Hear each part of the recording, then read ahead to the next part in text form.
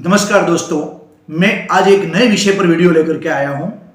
मैं आपको एक ऐसी सिचुएशन पे ले जाता हूं, एक ऐसी परिस्थिति बताता हूं जिसको सोचेंगे तो आपकी रूह कांप उठेगी। आप एक बार सोच में पड़ जाएंगे, अरे क्या ऐसा भी होता है? लेकिन ये सब हुआ है।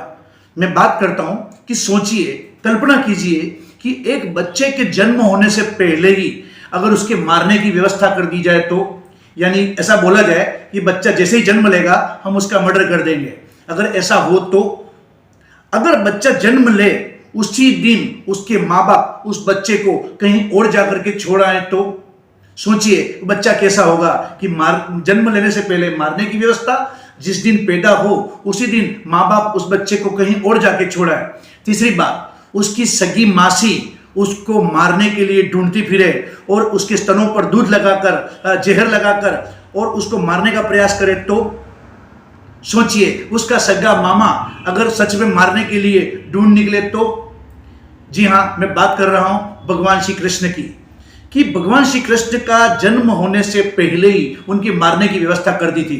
कंस ने ऐलान कर दिया था कि जो बच्चा जन्म लेगा उसको मैं मार डालूंगा, क्योंकि मुझे कोई मारने वाला पैदा होने वाला है।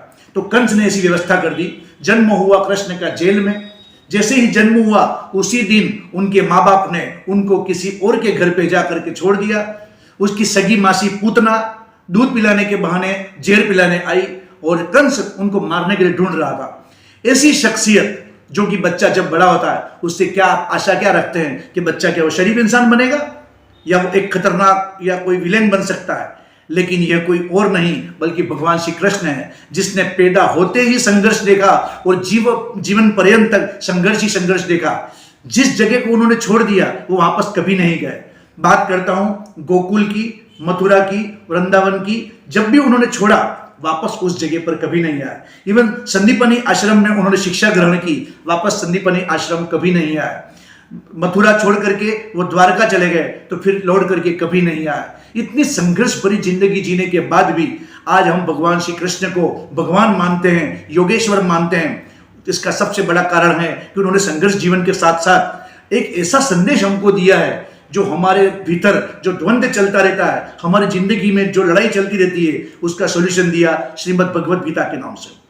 लेकिन अफसोस इस बात का है कि श्रीमद् भगवद गीता को अलग अलग लोगों ने अलग अलग तरीके से व्याख्या की है और उसके कोई सही मर्म को नहीं समझ पाया। मैंने उस पर एक स्टडी की और मेरी नज़र में मैं कुछ जो समझा हूं उसको बताना चाहता हूं। अगर आज हम किसी को गीता के बारे में बात करें तो अक्सर लोग एक बात करते हुए मिल जाते हैं। मैं अगर किसी को पूछता हूं कि गीता का सार क्या है तो लोग कहते हैं कि कर्म करते रहो, फल की इच्छा मत करो।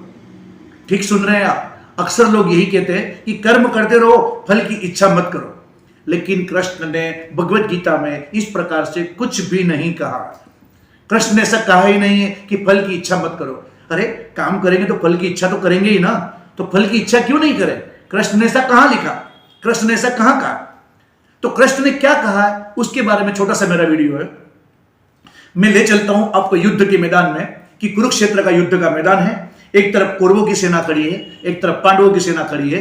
कृष्ण सारथी बनकर के अर्जुन को बीचों बीच ले जाते हैं युद्ध के मैदान में। अब अर्जुन डर जाता है, अर्जुन भयभीत हो जाता है। दो कारणों से भयभीत होता है। अर्जुन कहता है कृष्ण को कि मुझे युद्ध नहीं लड़ना। कृष्ण पूछते हैं क्यों? तू क्यों कायरो जैसी बात कर रहा है, तू क्यों डर रहा है? तो अर्जुन कहता है कि मान लो मैं इन सबको मार करके जीत गया तो मैं मारूंगा किसको? मेरे मामाओं को, मेरे काकाओं को, मेरे फूफाओं को, मेरे पितामह को, मेरे पूर्वजों को, जो कि मेरे से बड़े हैं, मैं उनको मार लूंगा। मेरे भाई हैं कौरव, उनको मार लूंगा। और अगर जीत भी गया तो मुझे क्या हासिल होगा? अर्जुन बहुत सच बात करता। अर्जुन कहता है कि मैंने इन सबको मार दिया और युद्ध जीत गया तो मुझे क्या हासिल होगा? और इन केस में युद्ध हार गया तो मेरी क्या दशा हो जाएगी? दुनिया मुझ पर थू थू करेगी।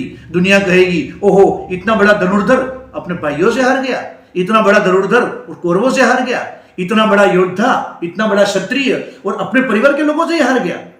तो अर्जुन ने सोचा कि युद्ध करो तो भी तकलीफ है, युद्ध न करो तो भी तकलीफ है, इसलिए इससे अच्छा है कि युद्ध नहीं करना। युद्ध करने में नुकसान ही नुकसान है, इसलिए मुझे युद्ध नहीं करना। इसने कृष्ण के सामने जाके ये बात कही।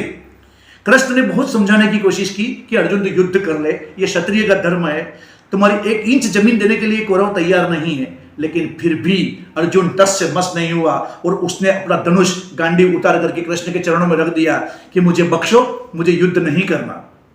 कृष्ण जो संघर्ष की गाथा मैंने शुरुआत में बताई थी, कृष्ण ने एक लाइन के अंदर अर्जुन की बुद्धि को बदल दिया। वो ये लाइन थी, अर्जुन को कृष्ण ने कहा कि हे अर्जुन, हे पार्थ, तू क्या सोचता है कि अगर इन तू सबको मारेगा तो ये सब मर जाएंगे? इसकी क्या गारंटी है? मान लो तेने तीर चलाया और तू सोचता है कि सबको मार दूं इन कौरवों को, तो क्या गारंटी है कि सब कौरव मर जाएंगे? और दूसरी ये क्या गारंटी है कि तू मारेगा, तू नहीं मारेगा तो ये नहीं मरेंगे? फिर से सुनिएगा, कृष्ण ने अर्जुन को कहा कि ये क्या गारंटी है कि तू मारेगा तो सब ये लोग मर जाएंगे, और ये भी क्या गारंटी है कि तू नहीं मारेगा तो ये कौरव नहीं मरेंगे? तेरा सिर्फ एक चीज पर अधिकार है, कर्मण्येवाधिकारस्ते मा फलेषु कदाचन। तेरा सिर्फ कर्म पर अधिकार है, तू फल की चिंता मत कर। अगर फल मिलना होगा तो ये मुझ पर छोड़ दे। यानी गीता का जो असली सार है वो ये है कि हमें कर्म करना चाहिए, पूर्ण रूप से कर्म करना चाहिए, मेहनत करनी चाहिए, स्मार्ट वर्क करना चाहिए, लेकिन फल की इच्छा नहीं करने का मतलब ये नहीं है फल जो होगा उसको ईश्वर पे छोड़ देना चाहिए। यह गीता का असली सार है। लोग कहते हैं कि कर्म करते रहो, फल की इच्छा मत करो। नहीं, इच्छा तो करना है और अच्छी इच्छा करनी है। अगर हम सभी कर्म ईश्वर को समर्पित कर देंगे, कृष्ण को समर्पित कर देंगे, तो शायद फल हम जितना सोचते हैं उससे भी कई गुना बेहतर होगा।